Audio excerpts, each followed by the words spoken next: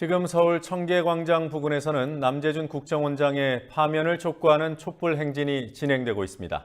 지난달 27일 헌법재판소의 야간 시위 한정위원 결정 이후 처음으로 열리는 야간 시위라는 의미도 있습니다. 현장에 중계 카메라 나가 있습니다. 곽과 PD, 시위대가 지금 어디를 지나고 있습니까?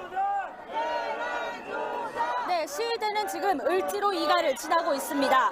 이렇게 종로 일대에서는 국정원 내란음모 정치공작 공안 탄압 규탄 대책위가 주최한 거리 행진이 진행되고 있습니다. 참가 인원은 주최 측 추산 300명, 경찰 추산 200명입니다. 저녁 7시 20분 청계광장에서 국정원 시국회의가 주최한 촛불대회로 시작한 오늘 행진은 종로 2가와 을지로 1가, 서울광장을 거쳐 다시 청계광장을 돌아오는 경로로 약 4.1km에 걸쳐 이뤄졌습니다. 행사 참가자들은 남재준 국정원장의 사퇴를 요구하며 국정원 대선 개입과 간첩 증거 조작 사건에 대한 특검을 촉구했습니다. 오늘 시위는 헌법재판소가 지난 27일 야간 시위를 금지한 지시법에 대해 한정위원 결정을 내린 뒤 열리는 첫 집회입니다.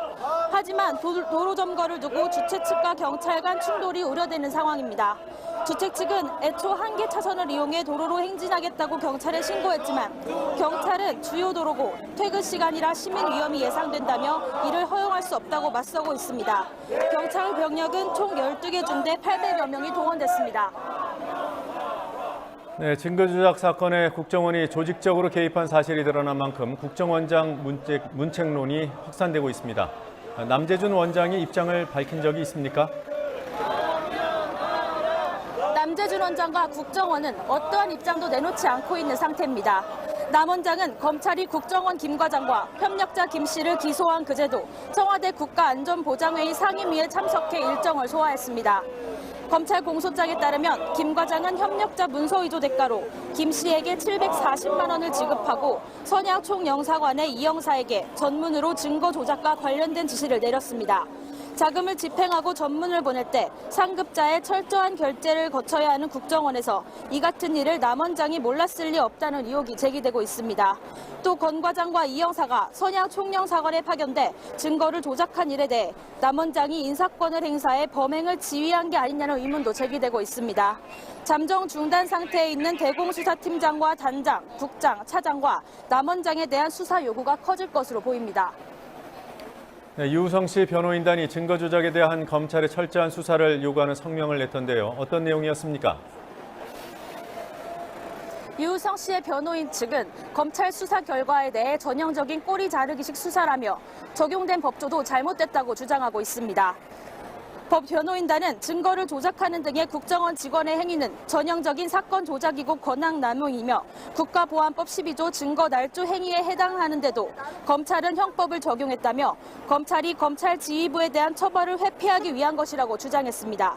이어 변호인단은 검찰은 증거 조작의 핵심인 출입경 기록 위조에 대한 판단을 하고 있지 않아 이에 대한 수사를 진행하지 않은 것으로 보인다고 지적했습니다.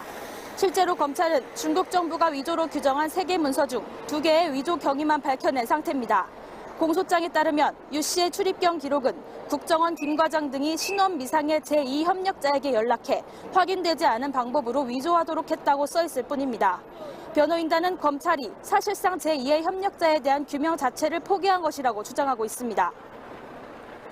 유우성 씨와 변호인단이 오늘 서울 고검을 방문했더군요. 왜 갔습니까?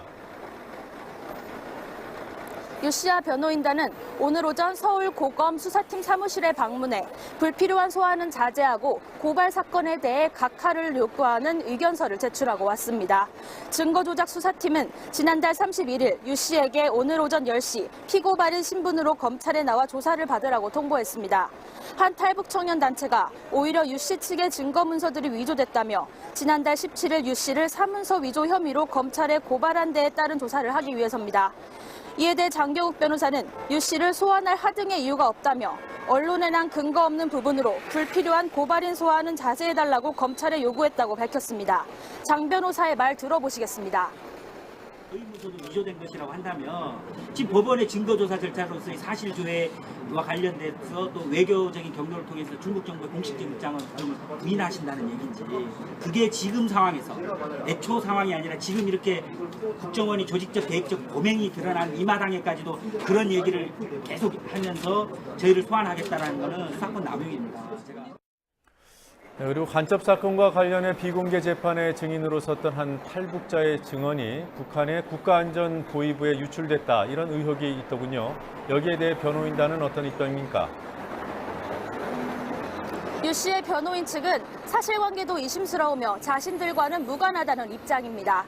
변호인단은 유 씨에 대한 통신 제한 조치가 수사기관에 의해 진행되고 있을 것이라며, 이런 상황에서는 유 씨가 아무런 도움도 되지 않을 황당한 행동을 할 이유가 없다고 말했습니다. 지금까지 서울 을지로 2가에서 국민TV 뉴스 곽보아입니다.